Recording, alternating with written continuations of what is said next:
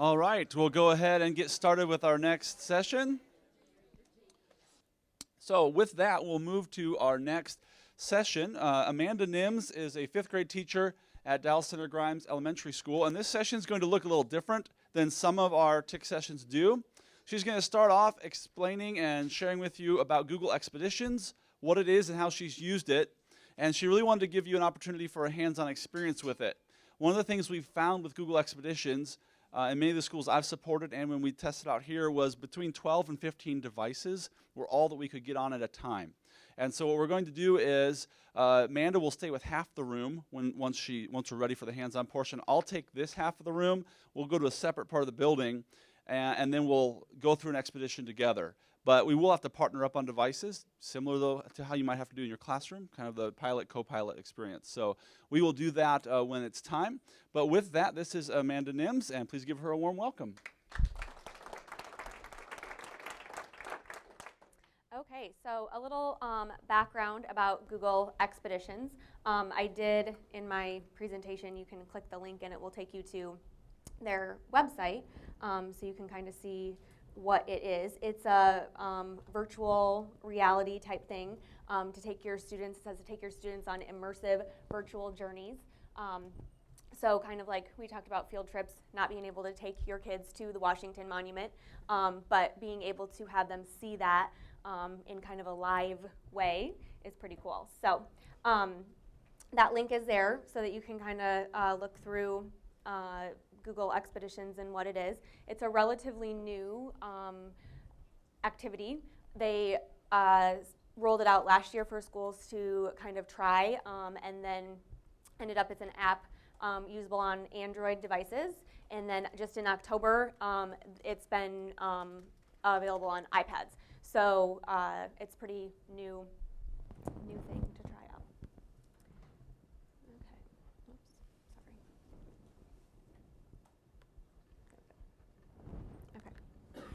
sorry. Okay. So when I was looking for some lessons and how to use this in my instruction, not just to go on a fun field trip to the Washington Monument, but how it could support my instruction. There's a website, and I have the lesson that I kind of fashioned my lessons off of, the TIC website. And so this lesson is a pretty extensive lesson. A teacher posted this. It's a free website. All the lessons and things are free to look at. And so it goes through how this teacher used a biomes expedition in their classroom, which is what I wanted to use in my classroom also. But I have my, I guess you could say, shortened version of what my lesson plan was for my students. So I teach 5th grade, and this was a 5th grade science lesson. I wanted to have them identify the location, climate, adaptations, plants, and animals in the tundra, taiga, deciduous forest, tropical rainforest, grassland, and desert. So we worked on collecting information, researching about those biomes in lots of different ways. We used our textbook. We went to Britannica School. We did research on the internet with reputable sites.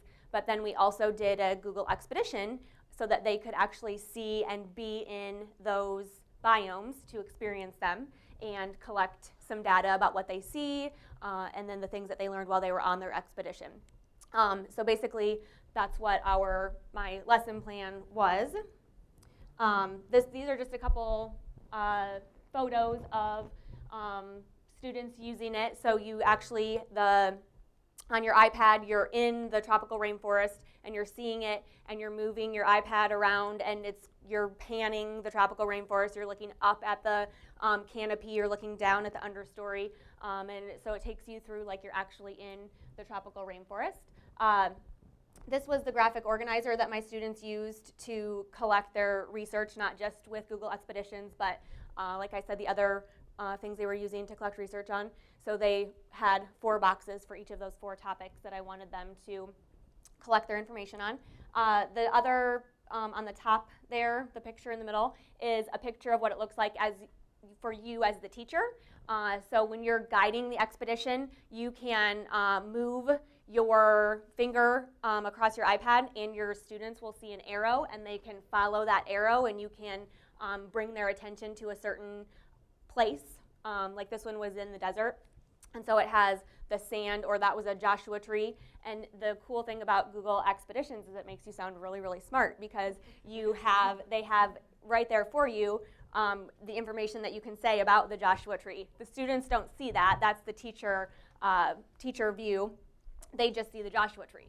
So you're giving them that information verbally, which was, I mean, they had to listen, and we did take enough time so that they could see what they wanted to see and be immersed in that, because that is really cool. And then I would explain those things again so they could collect that information, like I said, on their graphic organizer, so they got that research. So some other curriculum connections that I found within my school is the third grade. Our third grade studies Western movement. So there is a Western movement expedition that they have gone through with their students. Fourth grade does a lot with like states and capitals, and so one of their curriculum connections was the monument. So not just the Washington Monument, there's Mount Rushmore, there's lots of different places to visit. And then in fifth grade, which I have more connections there just because I teach that, but the Great Wall of China was something that our social studies teachers took our students to, the Western civilizations, and then also the nervous system. They have a really cool, like you see the brain, and you can go to each part of the brain and see and get information about that. So that's something coming up later on this year in fifth grade that I'm excited to take them on. So as for using expeditions in your classroom, like I said, the TES website is awesome because you can, at the very top, if you just type in Google Expeditions, which I have many times before, it will bring up lots of lessons that teachers have already gone to the work of putting together for you, and how you can see how Google Expeditions is part of that lesson. So like I said before, it's not just the lesson, like some cool thing to have your kids do, but how you can connect that to your curriculum and the standards that you're trying to get your students to. And then lastly, this is just an expeditions lesson template, and this was similar to the lesson plan that I had found, and then I kind of fashioned it my own way, but it has it focuses on what you want to do in the expedition, what you should do before the expedition. So maybe there's some background that the kids need to know about wherever you're going that you need to teach them, what you want them to be doing during the expedition, and then what that looks like after the expedition. So, and like Travis said, I wanted my time to be very short with you, to just give you an overview of this so that you could actually have a chance to use it as a student. So that's what Travis said, we're going to split up so that we're able to do that. We did, when I tried this in my classroom, we gave everybody an iPad, which was 27 students, and sporadically people would get lost and they'd have to come back in, which if it does close down, and like I said, it's a very new app, so you might run into some of those logistical things. If it does shut down, you just open it back up, and it's very easy for your students to find you and get back in. However, we did find out that if we had about half of the class with an iPad and then sharing that with a partner and taking turns, that worked much better, and we didn't have any getting kicked off of the wireless or anything like that. So we're going to have us split up so you can do that. You'll do, Travis and I will both lead an expedition, so you will be able to be a part of an expedition like the students would be, and then the rest of that time you will be able to just search in Google Expeditions and see what you can find and how you can maybe use that in your classroom. So, and you can go ahead and hopefully you have downloaded the Expeditions app. I know it was downloaded on the iPads that the AEA provided. If you go into Google Expeditions, it's going to, my screen, I've already done it, so it's not going to show you the same thing, sorry. But it's going to show you, well, actually. Lead or follow. Yeah, and so you're going to lead or follow, here we go, I guess that. It will say be a guide or be an explorer. So you are actually going to be an explorer. So you're going to follow my expedition. I have not started one yet because I'm going to be the leader. I do have my iPad up here so you can see what this looks like from the teacher perspective while you are also the student. So that may be a little bit confusing, but we thought you might want to be able to see that as that is happening. We are actually going to go to the Washington Monument, since that's the one that I was talking about before. So I'm just going to type in monuments. It actually has, oh, hold on, U.S. monuments. So you're just opening the expeditions, and you're going to, what's the second one, the bottom one? Follow, okay? And you're going to follow her. Whatever expedition she joins on, you're going to hop on that expedition. Right now, you're not choosing one. You're joining her. Yep.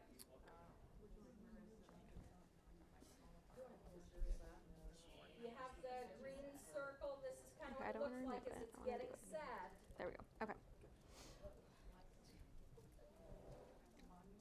Okay, so it's the U.S. monuments. Sorry. That's okay. Thank you. There we go. Okay. Waiting for teacher. Okay, and if you can see, here I am the teacher, and even though I'm in the U.S. Monuments expedition, across the bottom I can scroll across, and there are all of the scenes. So there are actually 6 scenes within the U.S. Monuments, and I haven't played one yet, so therefore you haven't seen anything. So I'm going to go ahead and play the Washington Monument. And so I am now guiding. If you see your little smiley faces, that's you guys. So you are the students, so I can see you.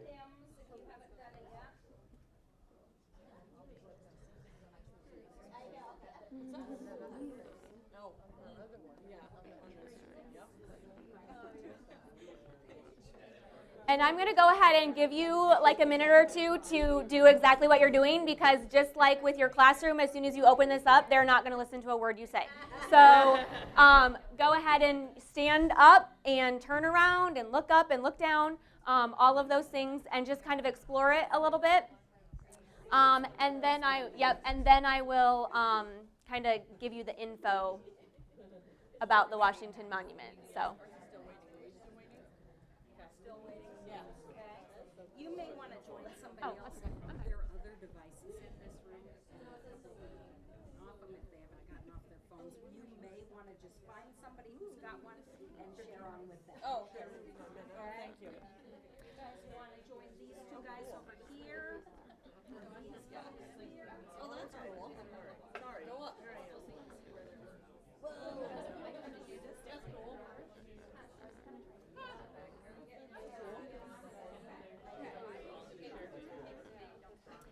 Okay, so you are standing on the Mall, which is a vast open lawn bordered by museums and monuments at the base of the Washington Monument in Washington, D.C. If you tilt your head back, you might be able to see the top of the needle-like column, which is just over 555 feet tall. I told you it makes you sound smart. The monument honors George Washington, who was the first president of the United States, who served from 1789 to 1797. Hundreds of thousands of people visit the Washington Monument every year. If you can follow your arrow, you should be seeing an arrow, okay? So basically, I have clicked on that first little box where it says Washington Monument, and that's kind of brought all of you to look where I'm pointing. So the Washington Monument was designed by Robert Mills to commemorate George Washington in the city that bears his name.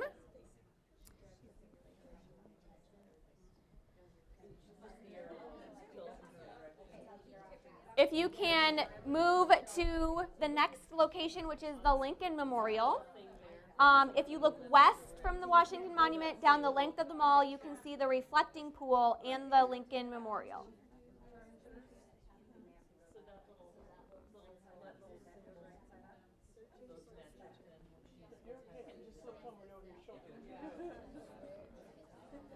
I'm now pointing you to the ellipse.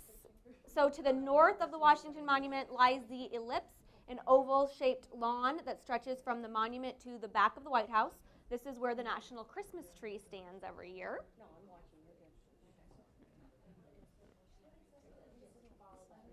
Those are you guys.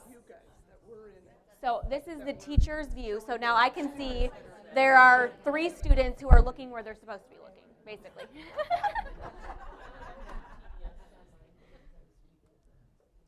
You're now looking at the Department of Commerce. So the large buildings that you see to the northwest of the Washington Monument are the headquarters of the U.S. Department of Commerce. The DOC runs programs aimed at promoting economic growth and creating jobs. It's comprised of 12 different bureaus and agencies, including the Census Bureau and the Patent and Trademark Office. Depending on the grade level that you're using this with, you may or may not tell them all of that information. I know that when we were doing when I was in the biomes with my students, there was some stuff that I knew would be boring or over their heads, or I kind of cut that out, so I wasn't doing as much talking during that time. So.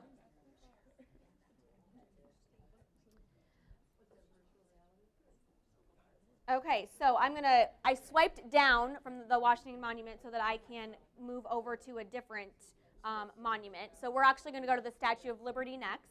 So all I do is push play, and you are at an island in New York Harbor that's looking up at the Statue of Liberty. So I'll give you a couple minutes to look around the Statue of Liberty again.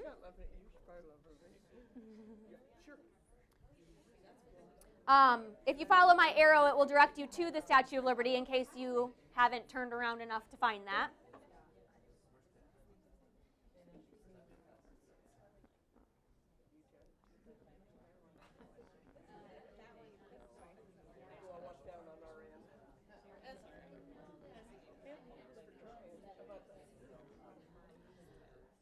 My arrow directed you to the next place, which is Ellis Island.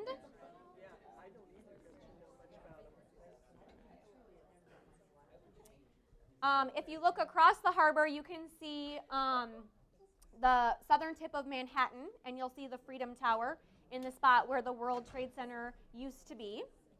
The building, so the Freedom Tower, stands at a symbolic 1,776 feet tall, and it was finished in 2013. Can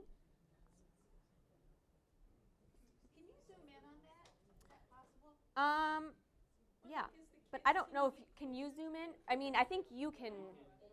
Yeah. If you. Oh, each of the kids can zoom in? Yeah, try it on your, like with your 2 fingers on your. Sorry, should have said that.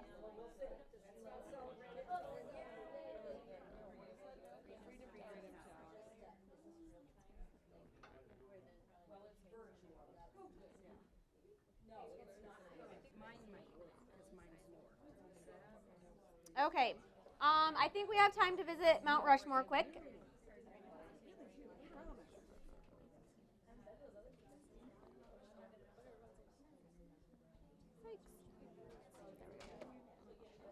There we go. I'm directing you to the 4 presidents' faces that make up the huge sculpture of the granite mountainside. Each president is honored for a specific contribution. So George Washington was the first president. Abraham Lincoln preserved the United States through its Civil War. Thomas Jefferson bought the Louisiana Purchase, a huge parcel of land west of the Mississippi River. And then Theodore Roosevelt's presidency, during his presidency, he built the Panama Canal. Can kids take a screenshot on their iPads of something that they want to Yeah. try it and see? I mean, I don't know why you wouldn't be able to. We have not tried that, but yeah. If you get to where, like, if you look at what you're trying to see, and then take that screenshot.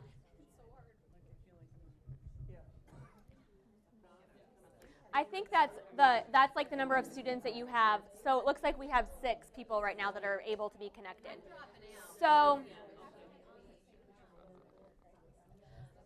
I would definitely suggest that the first time you use this in your classroom, that it's not for a academic learning experience, you know what I mean? Like, I would definitely say that you get out as many iPads as you think you can use, and then have students pair up and try that and see how it works.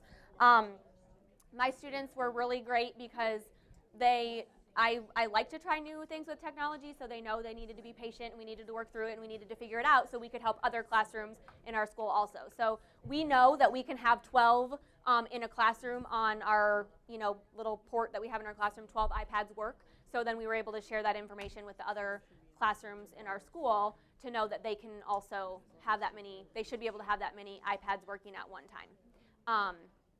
But like I said, I would say the first time you use it to kind of research what's going to work for your class before you use it for a real learning experience. So, not that this isn't a learning experience, but. Travis and I, in advance, we got out all the iPods we possibly could and tried to do it, and we just laid them out on a table to see how many. You might want to do that step, so you have a good sense, because what happens in your building and what happens elsewhere may depend on the signal you've got. So if you're somebody that doesn't like surprises, that might be a good step. Just a thought. Or what else is all going on in your building? Yeah. Others, And it might be a good small group activity too. You know what I mean? Like you might take, now looking back with the biomes unit, I might have let, 20 of my kids be using Britannica School or their textbook and doing their research. And then over here in my room, I would have 7 of them and we would be doing the expedition. So what was your question? Is there a way to copy and paste or print the information that you have on your screen? I would say the only way to do that would be through a screenshot. There isn't any, the website doesn't have any additional like that information written anywhere that I can see. They also don't, a question I get asked a lot is, can you save expeditions? So can I like create, 5th grade science and put the expeditions that I want in a folder? No. But this is free, totally free. It doesn't cost anything, and you can use it on your iPads. Like I said, it was originally created to use on an Android device, and then Google also has something called Google Cardboard, which basically it's just cardboard, but it covers your Android device, and it's like you're looking in through a pair of goggles, and it's a much more like immersive 3D experience. But this is still pretty cool to be able to do that. And you have the iPads. I don't know a lot of schools that have 20-some Android devices to be able to do that on. So it isn't perfect. Like I said, it was just rolled out on iPads in October, so I still feel like they're kind of working through some glitches, but I do feel like it's such an awesome experience for kids to be able to actually see some of those things that you're talking about, like the Great Wall of China. I know my partner, social studies teacher, had a great experience with his class doing that. So, yes? When you set this up and we all joined and it said waiting for teachers, did you have to accept like the number off of our, like an airdrop type thing? Or Nope. Does it just It's all through, like as long as you're on the same Wi-Fi, so you have to be on the same Wi-Fi, and then you just have to pick my expedition. So I was taking you through the monuments. The teacher next door might be taking, I wouldn't recommend that. I would maybe, plan that ahead of time, like I'm going to be doing expeditions. Can you wait for a different time or whatever? But if that was happening, then they would choose they would choose that teacher's expedition where they were going so that you could see what I was doing. But no, I don't have to accept anything. As long as you pick the right place to go, then you'll see what you're supposed to see. So. Right now we're all hooked up on the internet, but you can set it up so you can hook up the intranet in a classroom. Oh. So you can just plug in a didn't know router that. in your classroom Oh, yes. and have it all hooked up with that and not having to go over the internet. So right now we're on the internet, which is Yeah. fine, it's working, but that's another way to do it too. So I was actually at the TIC conference in October and visited a session where they took you on a tour, and it was actually a different AEA that had like a whole kit of Android devices and the like goggles and stuff like that, and they did have their own router for that. So then all of their devices worked and whatever. So the rest of our time for my presentation is for you to explore this as a guide to see what you can do and what you can use in your classroom. The search bar at the top will be your friend. Monuments. So once you get in as a guide, there's that search bar at the top, and they do have categories that you can look into, but if you know something specific that you would like to look for, then you can just search for that. Or you can just simply go through, there are hundreds, I think I asked Travis if he knew, we're thinking over 300 expeditions that you could take your students on. And if you look at each one of those, like this San Diego Zoo has 4 scenes, so that's 4 different places that you can lead through that expedition. So. All right, so we have about 10 more minutes for you to explore, get in. If you have questions, Amanda will walk around, I'll walk around as well. But feel free to use this time to explore and also check out the lesson resources that she shared as well with the TES lessons. So use this time to dig in. Maybe one of the tours you want to try in your classroom, there's a I can never say it right, but the author, Roald Dahl. Oh. There's a museum online, and there's a whole virtual expedition on that. And you can also visit it web-based too. I can't say his name, but Roald Dahl. Yeah, there you go. Oh, cool. All right. While we wrap up this, are there any questions for the whole group that we would like to ask? I know we've had a lot of people circulating, asking questions as we've gone. So any questions as we wrap this portion up? All right, yes. Did you say somewhere on that TES website that there's connected to the core? Like, Travis, this was in your breakout session that you had said. Oh, the question was asked, are they connected to the core? And someone referenced the TES website. I think they have, and some of the lesson plans, like a loose connection to it, but I don't think you can go search by I this know standard on the left-hand side, you can, I know you can, filter. yeah, through like grade level or topic or, you know what I mean, like subject. I'm not sure. And then you might have to do a little more research and digging for the actual, like. I think they're pretty, and the standard connections I've seen are pretty loose at this point, as new as it is. I would Good say a question, lot though. of these things are more like social studies science things, which we're kind of in limbo with what exactly is social studies and science in Iowa. So that might be one of the reasons why it's not too. Yep, thanks. Any other questions? If not, please give Amanda a nice round of applause. Thank you.